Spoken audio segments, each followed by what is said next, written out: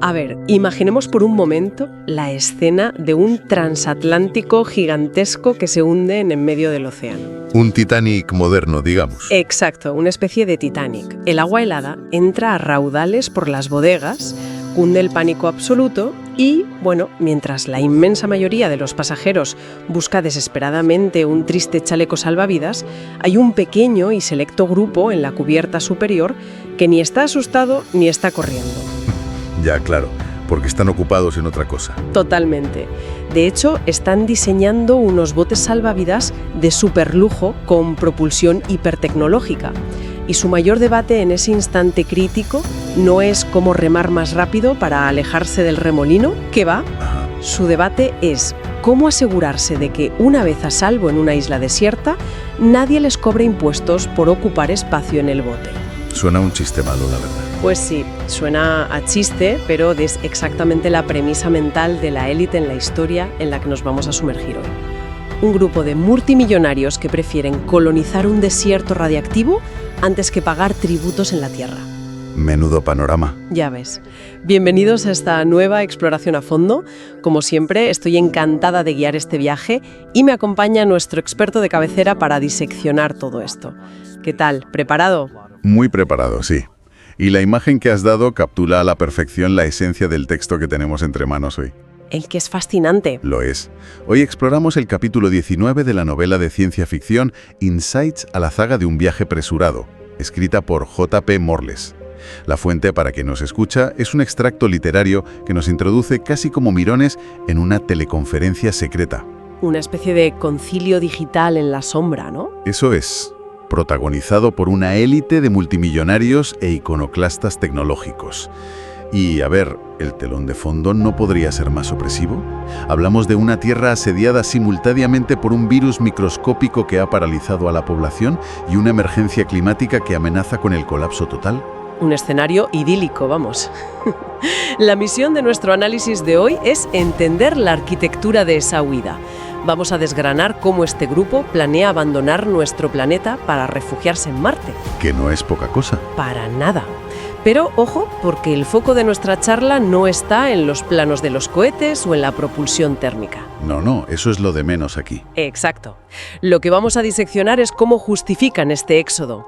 Cómo mezclan sin ningún pudor, física cuántica, teología, política y unos traumas familiares muy específicos para racionalizar lo que a simple vista pues parece una deserción en toda regla. Totalmente. Así que, vale, vamos a desgranar esto porque el nivel de gimnasia mental que hacen estos personajes para convencerse de que son los salvadores y no los desertores es digno de estudio. Es que fíjate, el punto de partida para entender esa gimnasia mental es reconocer que antes de construir una nueva sociedad en otro planeta, necesitan imperiosamente justificar por qué están abandonando la antigua. Claro, no puedes simplemente hacer las maletas y largarte sin decir nada. Exacto.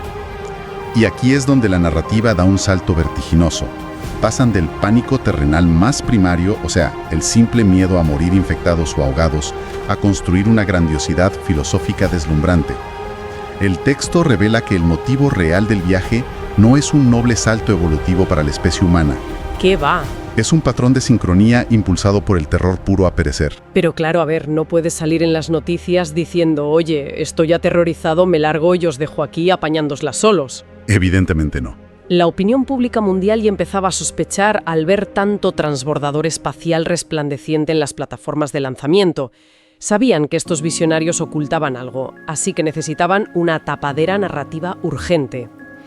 Y la maquinaria de relaciones públicas que despliegan ilustra muy bien sus prioridades. Tenemos dos versiones compitiendo en los medios sobre el líder de este éxodo, un magnate que se llama Noah Walker. Ajá, el protagonista. Eso es. Por un lado, una figura de su entorno, Grace Bathysfair, filtró a la prensa que toda esta odisea de construir una arca espacial era, cito textualmente, la voluntad del creador. Madre mía. Sí, le dio un tono místico, casi de profeta bíblico. Lo cual, claro, resulta un problema de imagen enorme para un magnate tecnológico del siglo XXI. O sea, un tipo de Silicon Valley dándoselas de Moisés no encaja muy bien. Nada bien. Así que su jefa de prensa, Ruby Sky Curtis, interviene para apagar ese incendio místico, dándole un giro mediático radical.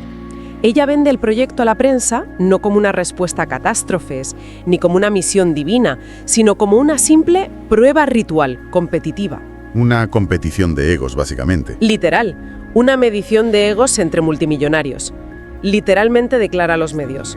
Si alguien le reta, él le pone en su sitio. Prefieren proyectar la imagen de ególatras empedernidos, jugando a ver quién tiene el cohete más grande, antes que admitir que son profetas del apocalipsis huyendo del desastre. Es una fachada brutal. Y, bueno, en público mantienen esa fachada de arrogancia corporativa. Pero en la intimidad de esa teleconferencia secreta que mencionábamos, la conversación adopta un tono que roza el delirio metafísico. Cuéntame más sobre eso, porque aquí la cosa se pone tensa. Pues mira, Noah Walker, que siempre se ha declarado públicamente agnóstico, se ve acorralado por sus propios colegas. Vinicius Moscovitz, otro de los magnates del grupo, le pregunta con bastante sarcasmo si de verdad cree que Dios le ha encargado salvar a la humanidad. Una pregunta incómoda, claro. Muy incómoda. Y para justificarse, Noah no habla de religión tradicional, sino que introduce el concepto de la sustancia de la creación. A ver, espera. ¿Me estás diciendo que su excusa para salir corriendo es que su cerebro ha sintonizado repentinamente con el tejido del universo? Literalmente. Noah describe su insight, esa precognición que tiene sobre el futuro, como el inicio de un diálogo sincrónico entre la psicología y la física cuántica. Esa es exactamente la pirueta intelectual que realiza en el libro. Intenta explicar un fenómeno puramente subjetivo, una corazonada o una intuición repentina sin razonamiento lógico previo, dándole una base de física teórica. ¡Wow! Mecánicamente lo que Noah sugiere es que el cerebro humano no es solo una red de neuronas intercambiando química, sino un receptor capaz de interactuar con los campos cuánticos de probabilidad del universo. O sea, casi nada. Casi nada. Argumenta que lo subjetivo de la mente humana se infiltra en las leyes de la física y la objetividad del cosmos se manifiesta en la psicología. Es un intento de decir que sus premoniciones no son pánico, sino una descarga directa de información desde el tejido mismo de la realidad. Dicho así, la verdad es que suena a una excusa monumental disfrazada de ciencia ficción dura. Y de hecho, Richard Brandsmart, que en la novela es el creador de los cohetes Hyperion, no se lo traga del todo. Para nada. Le dice a Noah que se ponga como se ponga y use las palabras que use, en el fondo está hablando de Dios. Exacto. Y la forma en la que Noah sale de ese callejón es fascinante, porque recurre a la historia del arte. Sí, lo fascinante aquí es cómo utiliza la cultura clásica para salvar los muebles. Utiliza una metáfora basada en el fresco de la creación de Adán de Miguel Ángel, el que está en la bóveda de la Capilla Sixtina. El famoso dedo tocando el otro dedo. Ese mismo. Noah argumenta que en la pintura el dedo del creador está siempre extendido y firme, inmutable. Pero si nos fijamos en la mano de Adán, la última falange de su dedo está contraída. Ajá. Según la interpretación de Noah, esa falange encogida personifica el libre albedrío humano. Su argumento es que, si la humanidad no puede acceder a este plano superior por la vía del entendimiento místico o religioso, puede usar la herramienta del método científico, o en este caso la mecánica cuántica, para estirar esa falange y hacer contacto con el conocimiento absoluto. Aquí es donde se pone realmente interesante. O sea, es una forma muy retorcida de decir, como no soy un profeta religioso, voy a usar la ciencia para justificar que tengo línea directa con la divinidad. Es una maniobra brillante desde el punto de vista retórico. Y no se queda sola en Miguel Ángel, porque para blindar su argumento frente al resto de magnates, empieza a citar a figuras históricas intocables. Recita de memoria el último párrafo de El origen de las especies de Charles Darwin, del año 1860. Buscando autoridad, claro. Exacto, intentando demostrar que la evolución biológica y el diseño inteligente de un creador no están reñidos, sino que ese aliento original impulsa al ser humano a perfeccionarse. E inmediatamente después de Darwin, fíjate, parafrasea a Stephen Hawking. Noah sugiere que tuvo que ser la voluntad de un creador la que permitió que una simple raza de primates, en un planeta menor, llegara a tener la capacidad neuronal para comprender la estructura del universo. ¡Qué barbaridad! Lo que está haciendo aquí no es dar una clase de historia de la ciencia. Está construyendo un andamiaje intelectual robusto para reconciliar su agnosticismo vital con la idea de un destino manifiesto. Se lo está creyendo del todo. Está transformando una huida desesperada, motivada por la pura supervivencia biológica frente a un virus, en una misión divina indispensable para la evolución de toda la especie. Es fascinante, pero también refleja una disonancia cognitiva tremenda, ¿no te parece? Enorme. O sea, está usando a los genios más grandes de la historia de la humanidad para justificar que él y sus amigos tienen un billete de salida en un cohete de lujo. Mientras, miles de millones de personas se quedan atrás enfrentando el colapso total. La soberbia es innegable. Pero, a ver, una vez que logran convencerse a sí mismos de que su huida es un mandato evolutivo justificado por la física cuántica, chocan de frente con una realidad física insoslayable. Una realidad que no entiende de metáforas artísticas ni de filosofía. Claro, el destino. ¿Qué les espera realmente cuando bajen de la nave? La novela traza aquí una línea muy dura entre la ensoñación mesiánica que tienen en la Tierra y la cruda hostilidad del planeta rojo. Porque llegar a Marte no es llegar a un paraíso caribeño. No experimenta otra premonición, un déjà vu muy oscuro. Él percibe con claridad que la humanidad va a pagar un precio altísimo por toda la barbarie ecológica que cometió en la Tierra. Y tanto que sí. Y les plantea a sus socios una realidad bastante incómoda. Marte no va a ser un escenario dócil que puedan terraformar a su antojo y hacer lo que quieran. En Marte, la naturaleza será el nuevo dictador. El concepto que introduce es el de un escarmiento planetario. NOAA advierte que las leyes endémicas de Marte, o sea, la química tóxica de la capa superior de su litosfera, su clima letal, sus tormentas de arena, todo eso funcionará como un marco punitivo. Un castigo. Exacto. En la Tierra la humanidad se acostumbró a subyugar a la naturaleza, a extraer recursos sin consecuencias inmediatas. Pero en Marte la naturaleza será inflexible, funcionará como una fuerza coercitiva para moderar por las malas la conducta humana. Entonces, ¿qué significa todo esto? Tenemos a un grupo de multimillonarios que en la Tierra están acostumbrados a doblegar las leyes a base de talonario. Que hacen lo que quieren, básicamente. Claro, que ven cualquier regulación estatal como una simple sugerencia. Y ahora se supone que van a aceptar dócilmente que el polvo radiactivo y el clima marciano les dictan cómo vivir cada segundo de sus vidas. Pues precisamente por eso estalla la resistencia en la teleconferencia. Jeffrey Smithson, que es el director ejecutivo de Ardan Spacebot, y Richard Brandsmart se rebelan contra esta perspectiva. Normal, no encaja con su mentalidad. Ellos son capitalistas de riesgo. Ven sus corporaciones y este viaje como aventuras, como la conquista de un nuevo mercado. No pueden concebir que su dinero y su tecnología punta vayan a estar sometidos a un régimen punitivo impuesto por rocas y viento. Les vuela la cabeza. Moscovitz, intentando poner paños fríos en la discusión, aporta cierto pragmatismo argumentando que primero deben aterrizar y comprobar qué es tecnológicamente posible, antes de aceptar la idea primitiva de coexistir bajo un castigo ambiental. Pero NOAA no cede ni un milímetro, ¿eh? Les deja muy claro que cualquier intento de subvertir el orden ambiental marciano, con la misma arrogancia que usaron en la Tierra, resultará en un confinamiento letal. Una condena a muerte. Exacto. Significa el fin absoluto del control humano sobre la naturaleza y el inicio de una sumisión ecológica forzosa. Afuera de las bases, Marte operará como un actor político implacable que ejecutará una supresión radical de cualquier instinto depredador. Y es precisamente esa certeza de que el exterior será un dictador insobornable lo que les obliga a plantearse el diseño de su mundo interior. Ah, claro, la sociedad de puertas para adentro. Efectivamente. Si no pueden controlar el clima de Marte, y además consideran que la burocracia humana tradicional es demasiado ineficiente y lenta para garantizar la supervivencia en condiciones tan extremas, necesitan inventar un nuevo sistema de organización social. Porque si el exterior es una trampa mortal, tienen que construir una sociedad perfecta en el interior.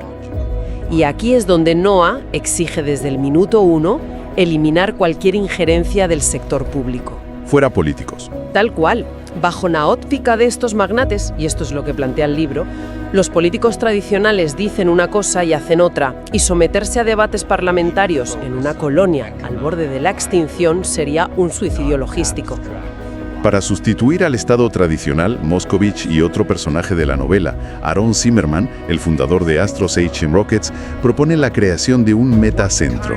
Y aquí es donde la historia entrelaza la astrofísica con la ciencia computacional. Se pone muy sci-fi esto. Hablan de basarse en la teoría de cuerdas y la idea de los universos paralelos para construir una realidad virtual inmersiva. Vale, aclaremos esto, porque cuando escuchamos universos paralelos y realidad virtual en la misma frase, puede sonar confuso para quien nos escucha. No estamos hablando de que esta élite vaya a ponerse unas gafas de realidad virtual en el sofá para jugar al tenis mientras afuera hay tormentas de arena. No, en absoluto. absoluto.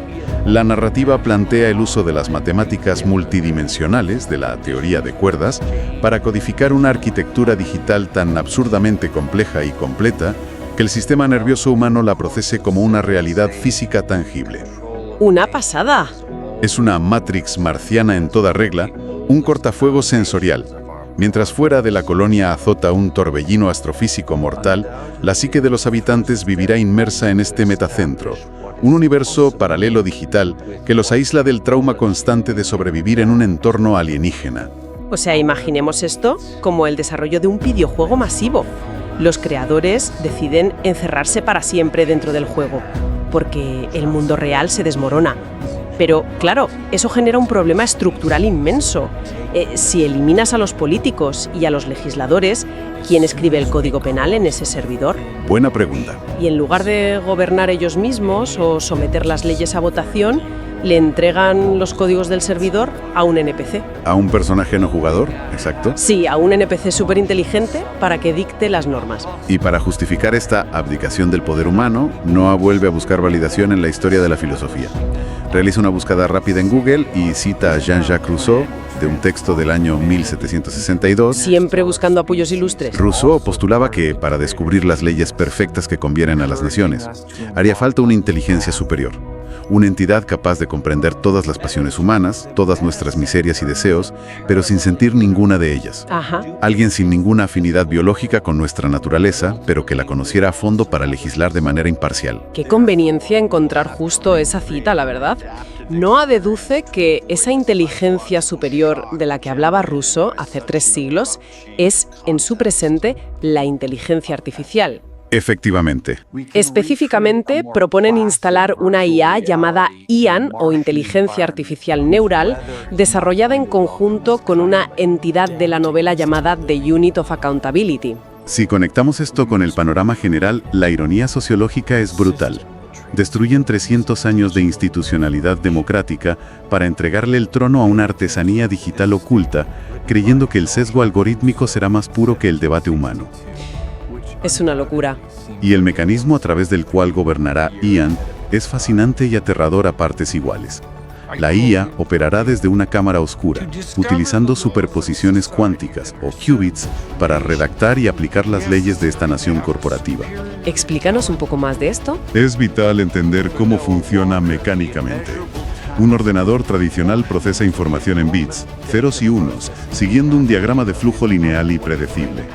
Pero los qubits de un ordenador cuántico pueden existir en múltiples estados simultáneamente. Es decir, que la IA no se limita a, consultar una base de datos legal estándar y ya está. Exacto. Ante cualquier controversia, conflicto social o delito dentro de la colonia, IAN no busca un precedente lineal. Utiliza la superposición cuántica para calcular infinitas variables, probabilidades de reincidencia, contextos psicológicos y ramificaciones sociales de un evento de forma simultánea e instantánea. ¡Madre mía! Dictará sentencia emitiendo resoluciones matemáticas teóricamente perfectas, libres de sesgo humano, de empatía, pero también, según ellos, libres de corrupción. Los humanos son reemplazados por el algoritmo profundo, como legislador, juez y jurado. Vale, un momento. Frena aquí. Repasemos la inmensidad de lo que acaban de construir. Venga.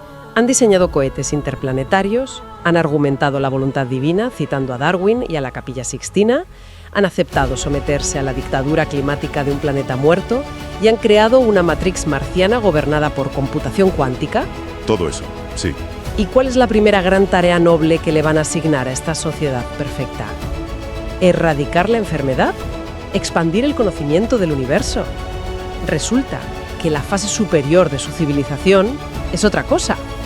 Pues, por cómico y anticlimático que resulte, toda esta monumental infraestructura aterriza finalmente en una obsesión sorprendentemente terrenal, prosaica y muy personal de nuestro protagonista. A ver. Mi principal objetivo práctico de crear este metacentro res financiero es desafiar y aniquilar las fiscalizaciones de la División de Investigación Criminal de la Agencia Tributaria. ¿Es una broma? O sea, ¿me estás diciendo que construyeron una utopía cuántica en Marte? Básicamente para no tener que aguantar a Hacienda. Es la ironía suprema de la novela. Su visión del paraíso, la propuesta final, incluye un sistema fiscal gestionado íntegramente por robots. Pero atención, robots dotados de personalidad jurídica que operan estrictamente dentro del sector privado. El propósito fundacional de esta nueva sociedad es eliminar la burocracia estatal que, en la Tierra, los persigue para cobrar impuestos. ¿Y cómo funciona ese modelo sin impuestos generales? Porque alguna tubería habrá que pagar en Marte, ¿no? ¿Alguien tiene que mantener la colonia? Implementan un modelo radical de pago por uso. La IA calculará mediante su red cuántica la cantidad milimétrica de aire, agua y energía que consume cada individuo. En Marte, cada persona pagaría una cuota equitativa solo por los servicios públicos que utilice realmente en el metacentro. Al milímetro. Al milímetro. La lógica de Noah es que no pagará ni un céntimo de más para subsidiar lo que él llama despectivamente funcionarios indolentes e improductivos. Quieren extirpar la solidaridad forzada del contrato social. Fíjate que lo más impactante de esta sección no es la tecnología, sino el diagnóstico clínico que hace el autor sobre por qué actúan así. Porque se nos revela que el linaje de la familia Walker padece una especie de trastorno compulsivo. Sí, es un detalle tremendo del libro. El texto lo describe como un carácter recesivo genético que los hace patológicamente reacios a pagar impuestos. Relata cómo los antepasados de Noah pasaban noches en vela calculando obsesivamente el capital que perdían y todo lo que podrían haber construido en sus negocios con el dinero que entregaban al fisco. Elevan la evasión fiscal a la categoría de trauma hereditario crónico. Y esto es crucial para entender el arco del personaje de Noah. De repente, al darse cuenta de que la IA y el metacentro marciano le permitirán librarse para siempre de la maquinaria recaudadora del Estado, su percepción del destierro cambia radicalmente. Claro, ya no le parece tan mal irse. La angustia de huir de una tierra moribunda se disipa. Para él, someterse a la inclemencia letal del planeta rojo es un precio minúsculo a pagar si a cambio logra materializar la quimera epigenética de su familia. El nirvana absoluto libre de impuestos. Es desolador y brillante al mismo tiempo.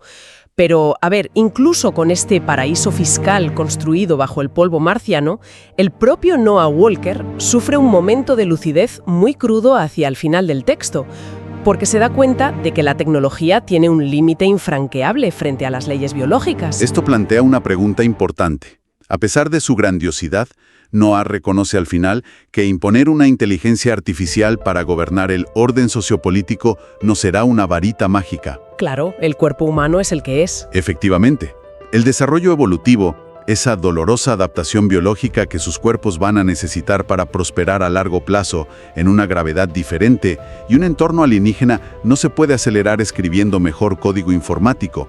Han blindado sus carteras y delegado la moralidad a un servidor cuántico, pero siguen siendo primates frágiles a merced del cosmos. Qué viaje narrativo tan vertiginoso nos plantea este capítulo. Empezamos con cómo un grupo de élite transformó el pánico frente a una pandemia en una excusa de diseño inteligente y destino divino. Sí, una excusa monumental. Vimos cómo aceptaron el exilio bajo un clima implacable marciano que funcionará como un dictador. Y cómo diseñaron una Matrix cuántica con el único propósito de instaurar una burocracia robótica que les exima de pagar impuestos a Hacienda. Es una disección magistral de la psicología del aislamiento. El texto nos muestra cómo esta élite concibe el futuro. En lugar de utilizar sus recursos para sofocar el incendio en la casa de todos, en la Tierra, diseñan una habitación del pánico inexpugnable donde las únicas leyes válidas son la eficiencia de los algoritmos y la protección de su capital. Lo que nos lleva de vuelta a nuestra imagen del barco hundiéndose y los botes salvavidas de superlujo del principio. Y nos deja con una reflexión final, algo para que quien nos escucha ruede en su cabeza y le dé unas vueltas. A ver qué se te ocurre. Si estos pioneros logran construir su utópica nación corporativa entregando el poder absoluto a una inteligencia artificial cuántica diseñada específicamente para ser una mente libre de pasiones y programada para erradicar cualquier ineficiencia en el frágil ecosistema de Marte, ¿qué sucederá el día ineludible en que esa máquina superracional deduzca matemáticamente que el mayor peligro, la mayor ineficiencia y el gasto de oxígeno más inútil para la supervivencia de la colonia son precisamente los multimillonarios que la encendieron? Menuda paradoja. Sería el final perfecto para su arrogancia. Ahí queda eso. Ha sido un análisis verdaderamente revelador de los horizontes de nuestro futuro tecnológico. Nos encontramos en la próxima exploración a fondo.